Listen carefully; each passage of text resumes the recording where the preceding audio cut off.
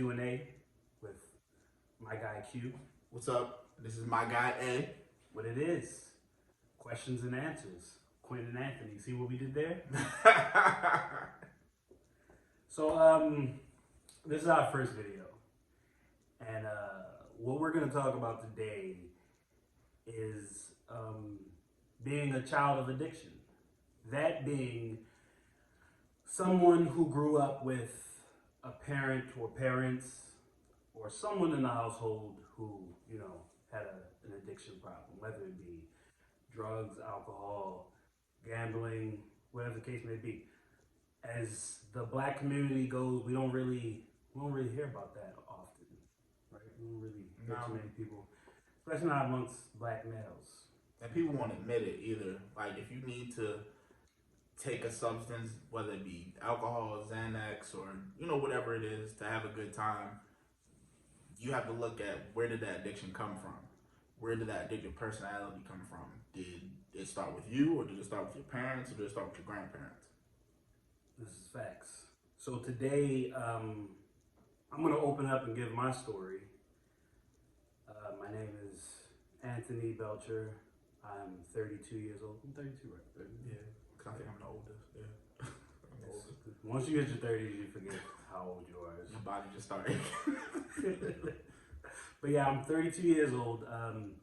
My father is, he's alcoholic. He struggles with alcoholism. He has ever since I can remember. Before I was born, I know it's always been an issue. And growing up, it was tough. It was difficult, but up until recently, when I started going to therapy, I didn't really process that I accepted this as a norm, if that makes sense. Like, I didn't really think about how this has impacted my life, childhood, and adulthood. So, my father's in the military, honorably discharged, and he suffered from, he does have PTSD. He's got issues with PTSD. So that doesn't help, but the alcohol problems, I believe, go back far beyond the military. If I have the story correctly, his adopted father caught him drinking, and you know how they used to do old school. They catch you smoking or drinking, they make you finish it. Right? If they catch you smoking, they make you finish. They might make you smoke a whole carton to try and scare you from make you sick, but they don't realize with some people that creates addiction. He and my uncle, I believe they were caught drinking, and he made them both finish the bottle. Long story short, they both had alcohol problems, which then caused other problems. But It's funny, a lot of people don't talk about that, how stuff can trickle down. Like, it doesn't just start with, our generation's parents. It could start with stuff that our grandparents did. And a lot of people don't talk about that. People think, their grandparents are perfect, and, shout out to all the grandparents, but sometimes they've done some messed up stuff to our parents that'll trickle down and mess us up. And a lot of people don't talk about that. Big facts. And the conversation just needs to be had in general, because until you actually, figure out the issues in your past that have laid foundations for the problems in your future, like, you'll never be able to really get any type of help. Like, I'm in therapy now, but until I address things that have happened in my past, until I accept, whatever issues, I gotta peel back those layers and figure out what is causing my issues now. And for me, it was the way I kind of handle certain situations, certain relationships now, I see how it's attributed to growing up with addiction right in front of my face. Because I grew up with, a father who, for the most part, great dad. I love him dearly. But that issue was always there. And because he never went to rehab, he never got it fixed then, it became a part of my reality. Like I coming home in high school and seeing him passed out on the floor, that was normal for me. Granted, when I saw it, I knew like, all right, well, it's one of those type of days. But that's how I handled it. It wasn't a shocker. Yeah, you eventually become numb to Yeah. it. You eventually become numb to it. And that's the place I am now, because when it happens now, it's like, all right, man. Like, I don't even want to hear it. Like the apologies. Like I just want to get through it. Are you good? Okay, boom. I keep it moving. And that might sound harsh to certain people, but when that's the reality. Like when you grow up with it, you do eventually become numb. And one of the things I had to realize is I've picked up certain traits. So like now I have certain trust issues because of growing up with addiction in the household.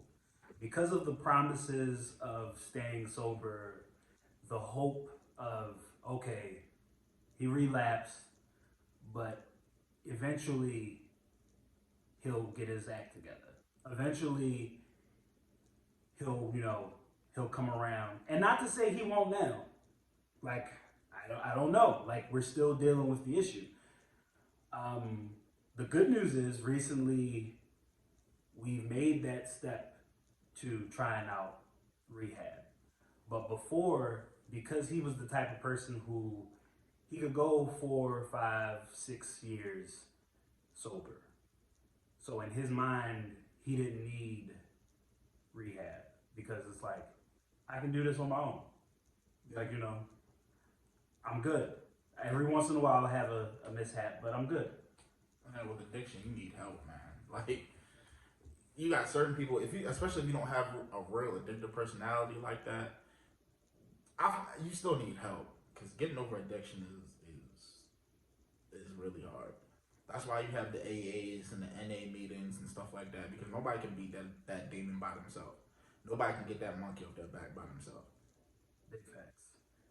And I think that's the conversation that needs to be had more, especially in the Black community, because I know a lot of people who their grandfather or their father was a drunk, or their mom, or uncle, aunt, whatever the case may be. And it's always, we have this tendency to sweep it under the rug. We have this tendency to tiptoe around it. Like, oh, that's just that's your grandfather. Let him sit in his chair. He's going to drink himself away. Or, at holidays, somebody buys him a bottle. We enable, we feed into it instead of actually addressing it. And I feel like that's what happened to my uncle, because my uncle died from cirrhosis of the liver. And as long as I know it, my uncle, my grandmother, and my aunt always lived together. And even from when I was a little kid, they always kept alcohol in the house. And it wasn't to the point where he had to have a drink and he's like, I'm drinking mouthwash, I'm drinking, hand sanitizer, but he always had to have a drink, whether it be 2 or 3 beers or, whatever. And as a kid, I didn't pay any mind to it. I was like, okay, that's just how it is. He's drinking beer, he's taking shots. It's a Wednesday at 10:30 in the morning, but it is what it is. And until now that I'm in my 30s, it's like, dang, he had an addiction, he had a problem. And I never looked at it like that. Yeah. And we tend not to, because that's what, that's how we're raised. Like we see it on TV, we see it in movies where there's that family member who they have an alcohol addiction or a gambling addiction. It's only when it's like it has to be extreme, like if it's, you know, a drug addiction, heroin, crack, where it's like, okay, we got to get them in rehab, and you know, or you kick them out of the house, and they're that family member that just lives, they live out, you know, they're abandoned, or what's the word when you get banished? Like, you know, they're not allowed into the home. But even then, I've met people who they'll tell you like, oh, make sure you watch your belongings around so and so, because you know sometimes they steal for their addiction, or they do this, they do that, but they're still, the problem isn't addressed. And Had your mouthwash. Uncle so and so is coming over. Yep. Make sure there's no, I don't know, nail polish remover. You know, addicts do a lot of stuff to chase that high, to chase that feeling. Yeah, and because it's a never-ending cycle of them chasing that high and not reaching their rock bottom, because when we watch it, we're looking at it like, damn, you ain't learned your lesson yet. Like, you've been through this, you've been through that, and you still doing it. They haven't reached their rock bottom. What is my rock bottom might not be his rock bottom. So that's another thing that I had to learn. Excuse me. That's another thing I had to take note of, because that was my mindset of growing up. It was like, we're not enough. Like, we're not enough reason for you to get your act together. You know, the family, your love for us isn't enough. And that sounds legit. That sounds to a reasonable person, that should be enough. But when you're in it, when you're in the thick of it, when you're intoxicated, when you're getting that high, whatever the case is, like folks who have gambling addictions, and sometimes gambling addictions come along with other addictions, like, you know, alcohol abuse and this, that, and the third. So when it comes to all of that stuff, you never know, because you're not in it. For them, they're in it. They're living a different experience. And I'm not giving them a pass. I'm just saying, like, it took me a minute, because I was a child. So seeing my father drunk, and the actions that came along with it, whether verbally or physically, it was always like, okay, I don't get it. I don't get why 1, 2, 3, 4, 5, 6, because I had 4 siblings and then my mom, like, why the 6 of us aren't enough for you to get your act together. But now that I'm older, I get that, you know, his mind is somewhere else. His mind isn't grounded in reality because of the substance. But one thing that I can admit, like I was talking about earlier, it's affected me as far as how I trust people, because folks who are new in my life, I tend to have trust issues allowing them to get in a little closer. And then people who I've already built a relationship with and I have trust for them, I tend to give them so many chances.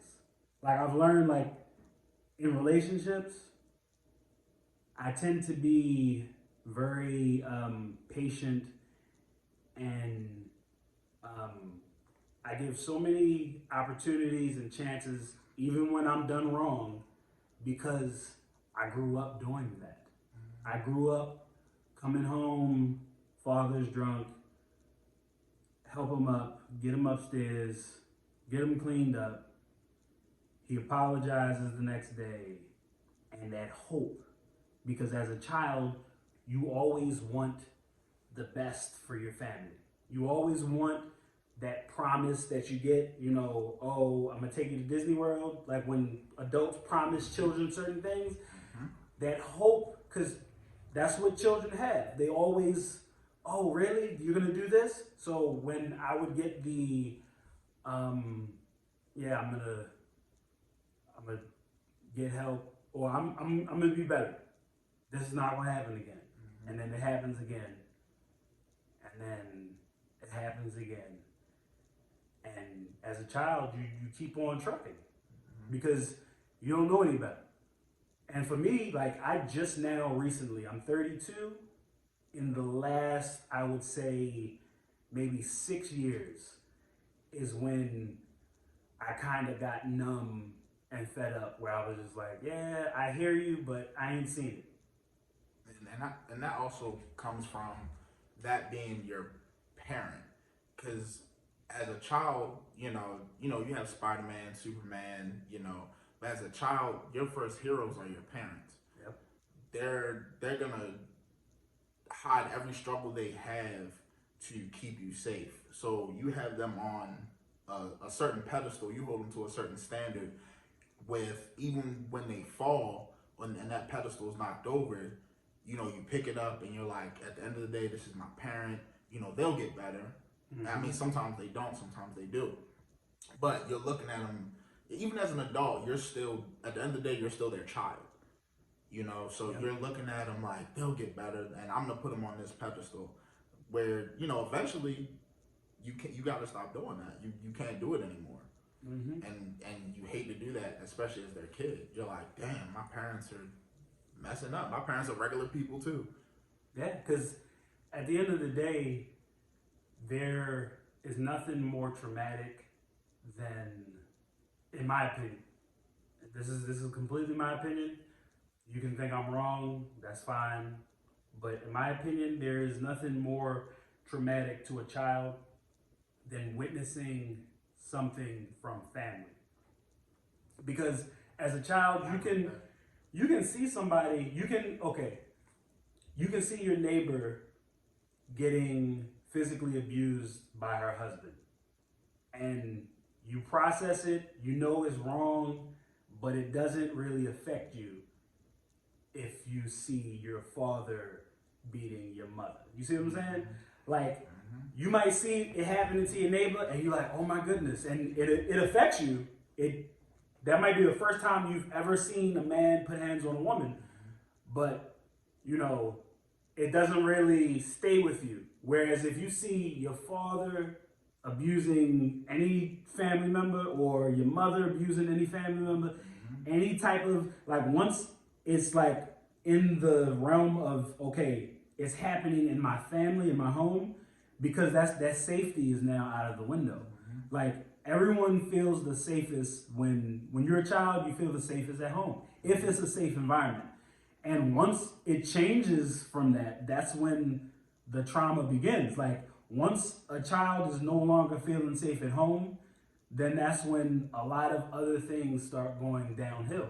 And I've seen that even more broad. I've seen more aspects of that working in education, because now I work with other kids and I've seen what they go through, which has made it easy for me to relate to a lot of them, because I've grown up with, alcohol abuse.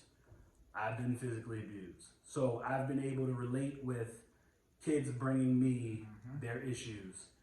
But I'm just glad and even though it's late, because like I said, I'm 32, but I guess better late than never, because I'm glad I'm now seeing that this lifelong traumatic experience has shaped me into the adult that I am. And granted, I would say I'm a pretty decent human being, like, despite how I was, my past traumas. But as far as relationship wise, me being in relationships with women, my friendships, my relationships with, co-workers, like, it has affected me, because, like I said, it's certain times where especially if I catch somebody lying.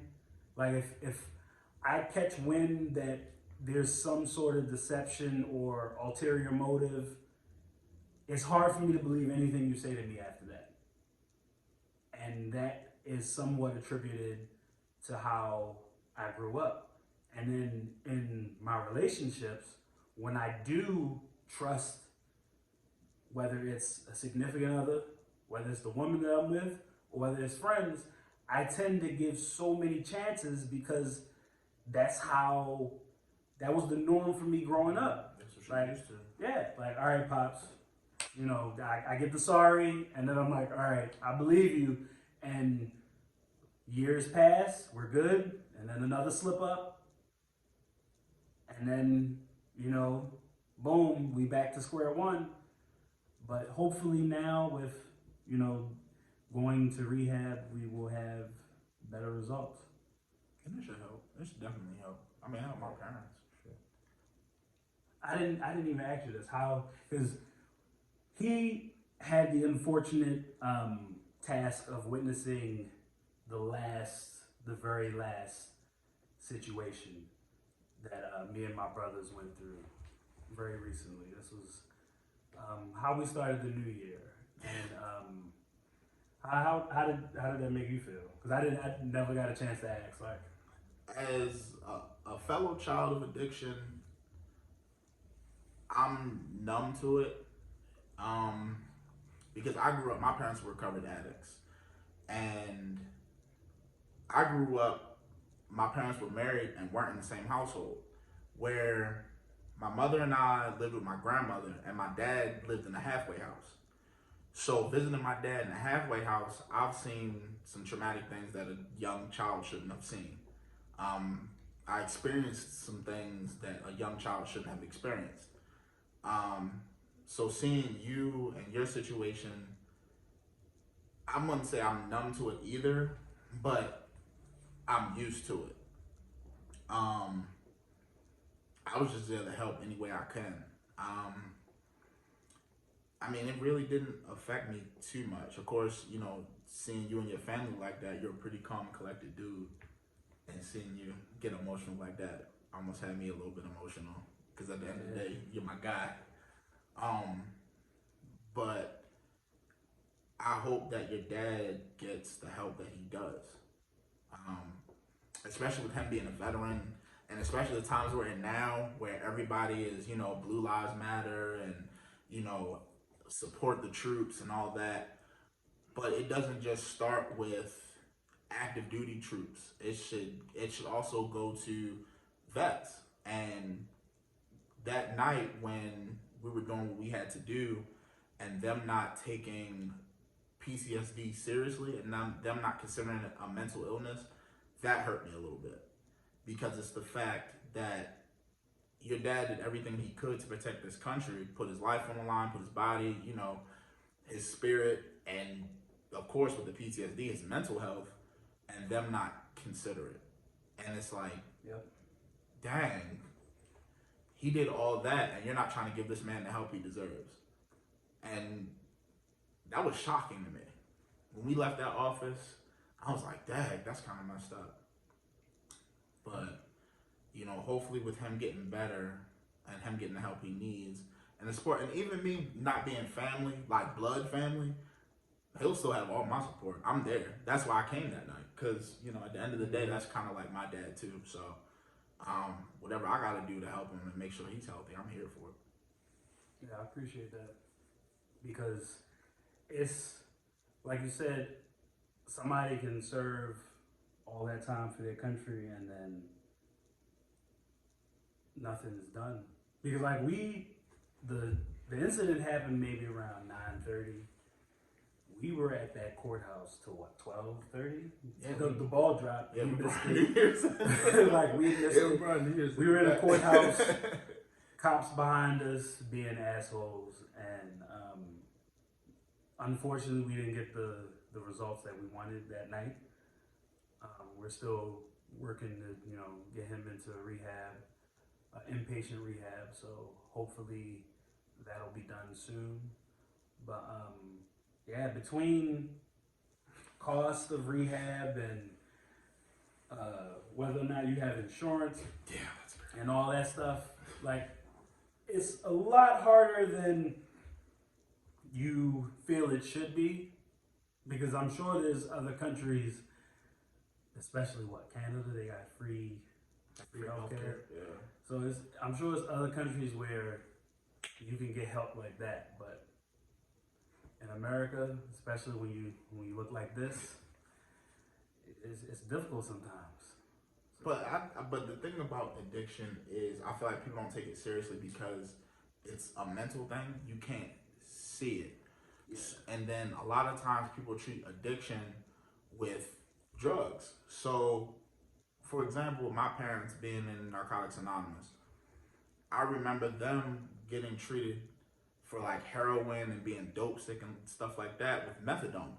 Which is gonna be much different. Like, you're gonna treat addiction with an addictive drug? That's crazy.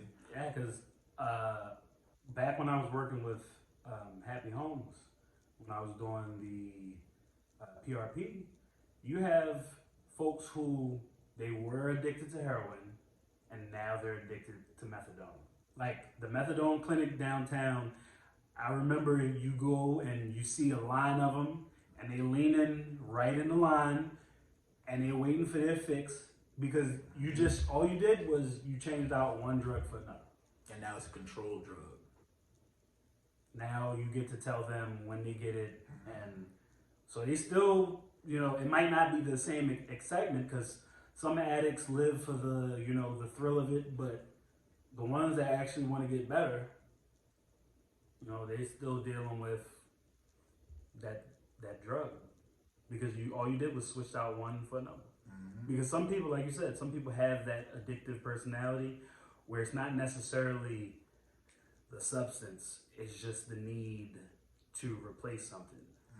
And that's why I wanted to make this video. That's why I feel like we as the Black community, especially adult males especially, because we're told, not necessarily that we're told, but yeah, I could say we're told. Our feelings aren't always taken seriously. It is what it is. I'm not gonna sugarcoat it. I'm not gonna say all of the women in my life it's hard to open up, but sometimes it is hard to open up to others, especially women, because it's that Be a man. Yeah, that Man's not supposed to cry. Why you can't be as sensitive as me. So, because as far as with your homeboys, with your guys, we tend to be around each other enough where you'll get the vibe of, oh, my homeboy opened up to me, and because it's relatable, you don't judge or you don't give off. Now, granted, there are some guy friends that are like, okay, right. You tell them something, like you open up and they're like, oh, damn, that sucks. And then they keep it moving. But for the most part, you'll have that friend who you open up to and they hear you and they'll give you some good words of wisdom. And I'm not saying that women as a whole don't, but I'm saying I have experienced enough where I understand why other guys don't open up to some women. You'd rather turn to getting drunk or, getting high or even, having sex with different women to fill that void, to fill that hole. And, that's just what you do. Yeah, when there's better solutions. Just talk it out. Find somebody that you can really rely on to listen to you. Because one thing that hurts is if you open up to somebody and then you get on their bad side and they throw it in your face. That's the worst. Yeah. And if it's one piece of advice that I can give you, man or woman, but it's happened enough. I've seen it enough, whether it's me, whether it's someone else, whether it's on TV. I've seen it enough where a man will open up and then when he's arguing, whether it's his girlfriend, whether it's his wife, it's used as a I can't hurt you physically, so I'm gonna say this to hurt you, you know, emotionally because I can. Like I know this is a soft spot for you, so boom, I'm gonna say it, and you don't really get how that will fuck them up from opening up to you anymore. Because you know what doesn't throw it back in your face? Drugs and alcohol. And again, we're not excusing the behavior. We're just we're trying to open up eyes to see, like, oh, okay, this action can lead to this action. Because I'm sure if you say something hurtful and he like, all right, well, that chick that been trying to get at me for a while now, you know what? I'm gonna hit her up. So now it's hurt people. And he's not right. He's not right in handling the situation that way. But some people aren't mature enough to, damn, you really hurt me by saying that. Right. And then even still, he might say that, and her response might be, man, fuck your feelings. Because that happens sometimes. But that's why both men and women, as black folks, we gotta talk it out. We gotta talk more. Because one of the reasons that I feel like we struggle with in our community and with being with each other is because there's a disconnect in the comprehension and the communication. Because you can communicate till you're blue in the face, but if both sides don't comprehend what the other side is saying, then it's pointless. Like, I can say everything that needs to be said to a woman that I'm involved with, but if she doesn't comprehend it, it's kind of like my words are falling on deaf ears. And vice versa. She can say everything that she needs to say to me to be heard, but if I don't comprehend it, and that's the problem. We get in relationships, we have relationships, friendships, business relationships, whatever the case may be, where there's no comprehension. So at the end of the day, we're all talking for no reason. Like we're talking and nothing's being fixed, nothing's being done, and that's the problem. That's the biggest issue. Yeah, I think I was going there. No, I mean, I guess, it doesn't just start with, well, it doesn't just include alcohol and, meaningless sex and drugs. You can also look at some of your habits, like with, we're some nerds, so we be playing video games. You can look at some people are addicted to that, and that can tie back into your gambling addiction. You got a lot of people that are, pay to win, pay to play, and they'll put all this money into these games, and that's a lot of people are considering that being an addiction now, a gambling addiction. I mean, like there are levels to it because you see somebody who, you know how people who had a smoking addiction, like they're addicted to cigarettes. So when they try to beat the habit, you'll see that they either chew gum a lot or they always have the toothpick in their mouth because oral fixation. Yeah, oral fixation. They're trying to fill the need of used to have the cigarette. They're over, like they're not smoking no more, but they need that feel, and they're jittery. They bite their fingernails, and that's something small because having a toothpick in your mouth every day or chewing gum doesn't really affect you on the same level as smoking cigarettes. So that's something smaller. But yeah, you're right. You'll have people who will replace it and they don't even know. Like they don't even know they've replaced one addiction for another. You have some people who their addiction might be spending money and online shopping. Like there's levels to it. Like It's just the addictions that kill us are the ones that are at the forefront. You know, Right. the drugs, the Right. alcohol, Right. stuff like that. But there are people who don't need money because they'll spend it all, even though they Dumb know, stuff. yeah, Just they because. know their rent is due or their mortgage is due and it's not paid yet, but they're ordering stuff online or they're going to the store and buying more things, and then they're borrowing from Peter and Paul to pay John, and they're going broke. Why? Because they got an addiction. But because we as a society don't really, it's certain things we just don't deem important. Yeah. And that's one of the bigger issues right there. Like, it's certain things we don't like, them not taking PTSD as a serious mental health problem. And that leads to other stuff. The alcoholism, the drug use. Yeah. And it's a shame that that's the society that we live in, but until we start taking control of what we can control, then it's like, why are we even doing this dance? When it comes to addiction,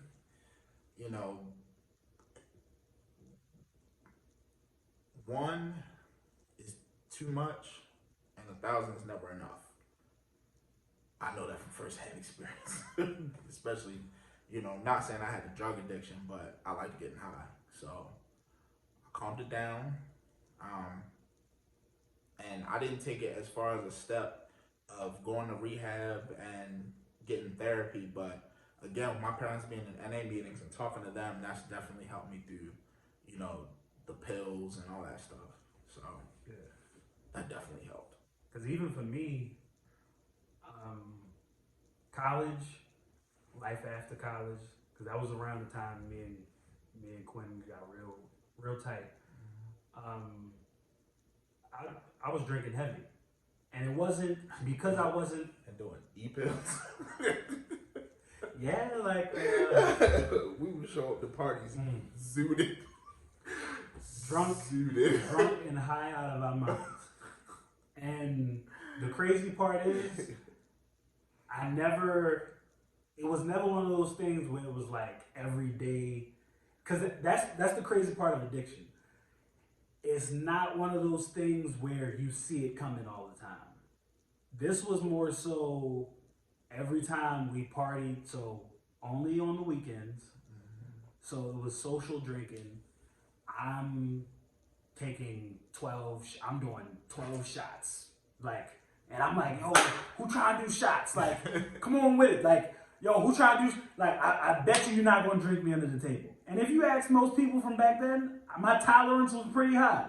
And then it was something like, I was a little proud of it. I'm not going to lie. Like, I was a little proud of it, but I got to the point where I was like, damn, like, I'm not trying to be like my father. Like, I can't get to the point where it takes 12 shots for me to be as drunk as everybody else. Like, That's how I felt too. That's how I felt with the drugs, because I'll show up to a function with 2 or 3 Xanax in my system, and then meet up with him. He's like, let's drink. And I'm like, bet. And now and he got 2 or 3 Xanax in his system. I done popped the E-pill. And then on top of that, I'm like, yo, we gonna take these shots, smoke this blunt. And then one of us is gonna be the driver to get us home. and that could have ended up bad. Yeah. Oh my God. And we had to get to a certain point where it was just like, yo, we can't keep doing this. Like, for me, I got a DUI, or I went to court for DUI. I didn't get charged with it, but I had that DUI case, and that night I wasn't drunk. That's the crazy part. So I had to sit down and really think about how, as wild as I normally get, this situation could have been way worse. Because they usually say a DUI is gonna run you about 10 stacks. And it does. It's very expensive. And that's usually if like you total your car or crash into something, all of that. Because I didn't crash into anything, like I was literally asleep at the light.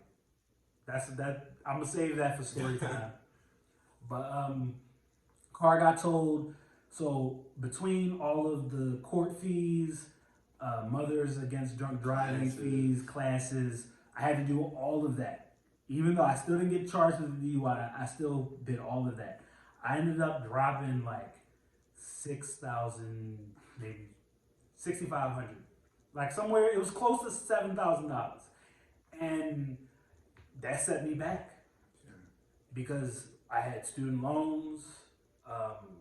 The job I had at the time went under, so I had to find other work. Like it was just wrong timing, and on top of that, like it was the silver lining that I could take from it. It was eye opening because I was like, if I can get a DUI sober, like if I wasn't drinking and I can get this DUI, imagine what could have happened if had I been drinking.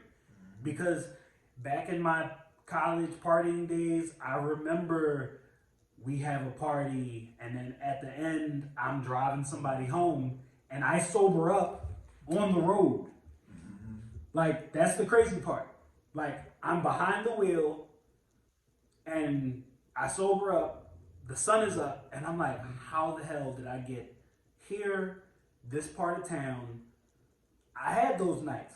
So that DUI, I'm not gonna say it was a message from God. Maybe it was, maybe it wasn't, I don't know. But I took it as such, and I was like, yo, because you ask anybody, I slowed down completely on drinking since then.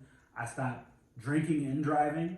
Because even though up until then, I've never been, in a situation, I still, before that, I was drinking and driving. Matter of fact, I think the first time I met you was your birthday at your brother's house. Yep, passed out on the sidewalk. That was the first time just turned 21. The second time I met you. Drunk like a skunk, right on the, just dead to the world, right on the sidewalk. And then it was drizzling too. Like, it was about to rain. So yeah, it was. That's crazy. But that's funny. Yeah, like that. I was thankful for that because we could have been in way worse situations.